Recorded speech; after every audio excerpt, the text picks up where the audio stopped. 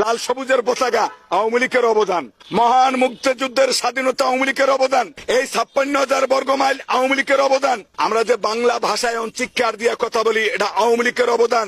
সেই সালাম, রফিক, শফিক, জব্বার, বরকত, অনেক দামাল ছেলেরা, সূর্য সন্তানরা বুকের তাজা রক্ত দিয়ে এই দেশ স্বাধীন করছে, এটা আওয়ামী লীগের অবদান।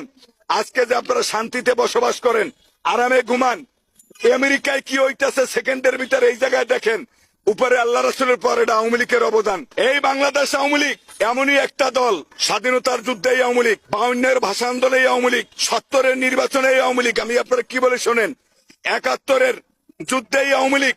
এই আওয়ামী লীগ কিন্তু মনে করবেন আইস 2023 সাল, এই আওয়ামী লীগ কিন্তু আছে। আপনারা যদি বলি এখান থেকে বরিশাল 4 ঘন্টায় যান, আওয়ামী লীগের অবদান।